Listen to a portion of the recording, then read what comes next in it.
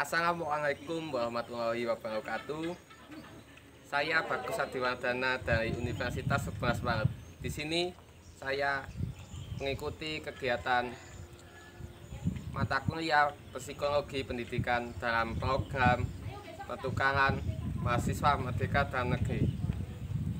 Pada kesempatan ini, saya akan memaparkan terkait salah satu teori yang dikemukakan oleh Abraham Maslow.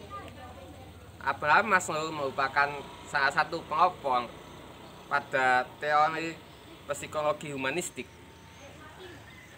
di mana pada intinya humanistik itu berusaha melakukan pemberdayaan manusia.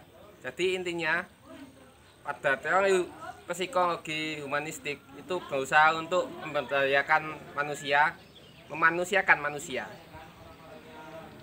Ya, jadi di sini saya akan menjelaskan terkait teori Abraham Maslow yang kita kenal sebagai teori motivasi atau teori piramida kebutuhan.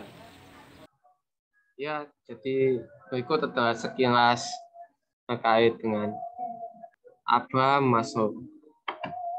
Ya, sekilas Abraham Maslow itu, Maslow merupakan seorang psikolog ya, di sini asal Amerika yang hidup di antara tahun 1908 hingga 1970. Beliau pernah kuliah di University of Wisconsin-Madison, Amerika. Maslow dianggap sebagai salah satu pelopor dalam psikologi humanistik.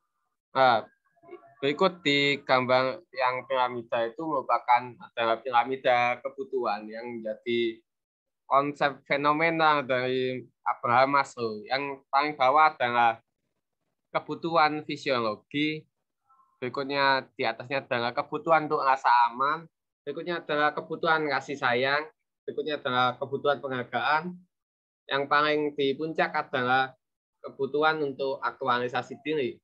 Maslow membedakan antara 4 kebutuhan yang utama dengan 3 kebutuhan yang kemudian. Keempat kebutuhan yang pertama disebutnya deficiency need atau kebutuhan yang timbul karena kekurangan. Dan pemenuhan kebutuhan ini pada umumnya bergantung pada orang lain. Sedangkan ketiga kebutuhan yang lain dinamakan growth need atau kebutuhan untuk tumbuh.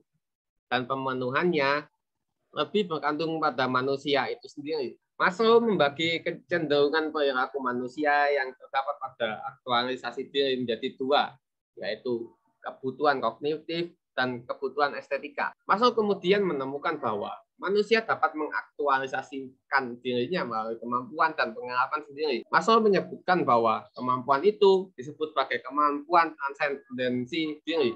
Akan tetapi, Maslow tidak pernah memasukkan self-transcendent ke dalam hierarki kebutuhannya. Pendapat teori Maslow, ya, ketika kebutuhan dasar manusia sudah terpenuhi, maka kebutuhan berikutnya menjadi dominan. Dari sudut pandang motivasi, teori tersebut mengatakan bahwa meskipun tidak ada kebutuhan yang benar-benar dipenuhi, sebuah kebutuhan yang pada dasarnya telah dipenuhi tidak memerlukan motivasi lagi.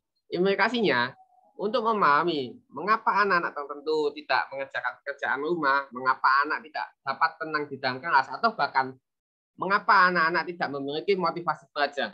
Menurut Maslow, hal itu guru tidak bisa menyalahkan anak atas kejadian ini secara langsung. Sebelum memahami, barangkali ada proses yang tidak terpenuhinya kebutuhan anak yang berada di bawah kebutuhan untuk tahu dan mengerti itu. Bisa jadi anak-anak tersebut belum atau tidak melakukan makan pagi yang cukup, semalam tidak tidur dengan nyenyak, atau ada masalah pribadi, keluarga, yang membuatnya cemas dan takut, dan hal-hal yang lain. Untuk praktiknya dalam pembelajaran adalah guru bisa memberikan motivasi terkait pembelajaran. Siswa akan terobsesi pada proses pembelajaran. Misalnya saja ketika pembelajaran olahraga, guru memberikan pengarahan terkait teknik dan prosedurnya. Guru memberikan contoh dan output apa yang bisa didapatkan dari kegiatan belajar ini. siswa akan merasa tertarik terhadap pembelajaran yang sesuai dengan apa yang ia butuhkan. Semakin banyak kebutuhan yang ia ingin dapatkan, semakin giat ia belajar.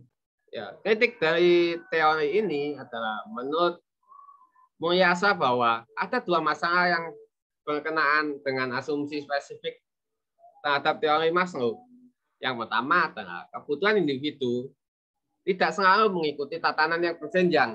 Sebagai contoh, seorang dengan arahan kebutuhan untuk mendapatkan penghargaan telah melakukan suatu upaya walaupun belum memenuhi untuk mencintai dan dicintai, atau kebutuhan-kebutuhan untuk menyatu ke dalam kelompok. Kebutuhan-kebutuhan yang berbeda muncul ke depan manakala musim kerja meningkat. Pada perkembangannya, teori ini juga mendapatkan kritik.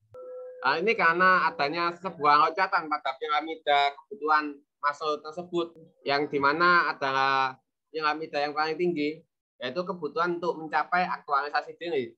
Kebutuhan itu sama sekali berbeda dengan keempat kebutuhan lainnya yang secara logika mudah dimengerti.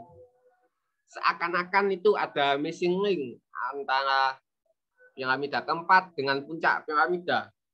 Ya, itu seolah-olah terjadi lompatan logika. Secara lebih tegas dikemukakan oleh Ocean bahwa orang yang sudah menikmati keamanan fisik yang paling mantap sekalipun tetap memerlukan makanan, pakaian, perumahan, tetap perlu diakui keberadaannya dan tetap ingin berkembang. Sekian, terima kasih atas perhatiannya. Mudah-mudahan di lain kesempatan kita bisa bertemu lagi. Semoga bisa bermanfaat. Wabillahi taufiq wal hidayah. Wassalamualaikum warahmatullahi wabarakatuh.